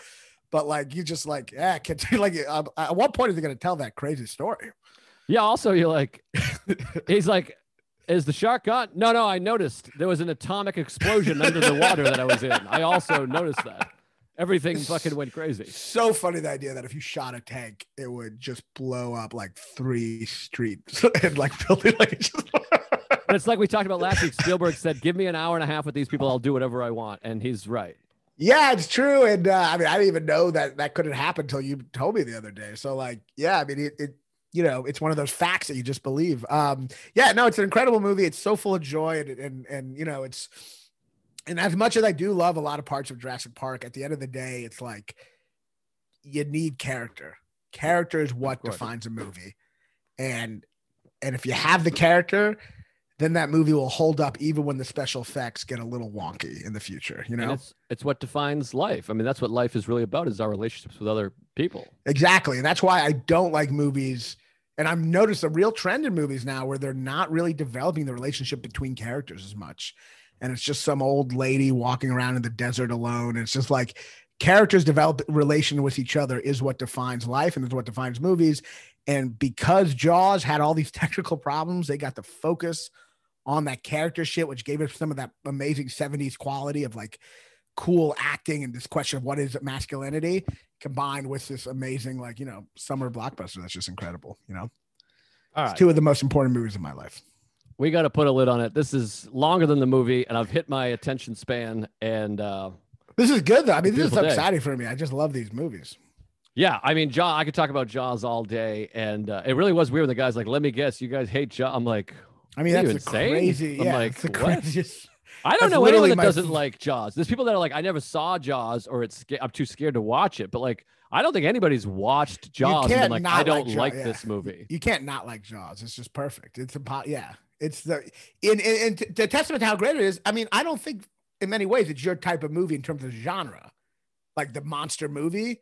But it's so much about acting and characters, right? Or am I wrong? Yeah, no, absolutely. Well, it is. Again, it's like, it's for again, like, not to be like, you don't really get it, but like, it's summer in New England. I mean, like, this is like my life. We would go to Peaks Island, which is the same island. We'd take the ferry.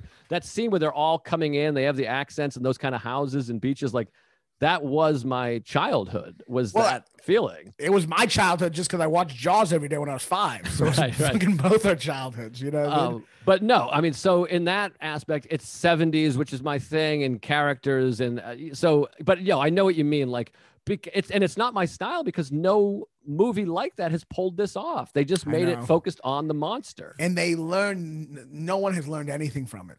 Like, they've learned nothing. Every monster movie, the Quiet Place, you see the stupid monster after like 2 minutes and it looks dumb. Everything is CGI, which has no gravity. The animatronics are fucking timeless. That shark is timelessly real, you know? Yes. So which one did you like more? I like Jurassic Park. I just think fucking Sam Elliott or whatever the fuck his dumb name is Jaws is the best. I mean, it's unbelievably good. And Jurassic Park is a movie that was for kids, or it really was for money. It was to fucking sell toys and McDonald's bags and whatever else the fuck they wanted to sell. But that being said, it's still some of the greatest technological achievements of all time. And there's still a lot of artistry that goes into that amusement park ride, in my opinion. He's still the master. Spielberg is great. People who don't like Spielberg, I lose respect for you a little. It's a hacky opinion. Like, he's all cheese. He's corny. Yeah, he is corny, but he's one of the best. And if you don't like him, you're not appreciating the visual poetry, the fucking master of suspense, the ability to make great movies. You don't appreciate all that shit, you know? Yes. Agreed. Jaws is number 1. Jurassic Park is number 5,000. But this is a great episode. It was really fun. Let's plug some things. Yeah. Well, where can they find you, Joe? I'm in Royersford again, Wednesday. Special guest. I got Matt Wayne coming and Jordan Jensen and a special guest, past guest of this show. I wonder who that is. On Wednesday. We should have him on again. Is it my mom? My mom who came into the screen? Is she coming? Oh, we got a nice bump last time he came on, so we'll have him on again. Let's have him on again. Yeah. That was fun. Even though everyone hated us. And then I'm in Des Moines. I'm wearing a Des Moines shirt that somebody gave me. Nice. Des Moines and Kansas City in June. And please subscribe to the YouTube, subscribe to the podcast, leave a review. We have so few reviews. Leave some reviews on the podcast, 5 stars, write some nice things, and then comment and like on the YouTube to get that algorithm going. Yeah. And you can see I'm at Rogue Island Comedy Festival this weekend. I got a bunch of other shit like later this summer. I'm at Helium and Good Nights and Rally, but it's comedy off Broadway, but it's in a little bit. I'll post it all shit online. Follow me on Instagram though. I need more Instagram followers. At Raanan Comedy, Raanan Comedy. And I'll be at the Cellar and New York Comedy Club. And this was great. And I hope you enjoyed it. And I feel like this was an awesome episode. We agree all the time now. A lot of fun. Yeah, we're agreeing very much, except for on Jurassic Park. But you agree that it sucks, but I get it. Yeah, it's my childhood. We're hitting it. All right. Talk to you soon. Good one.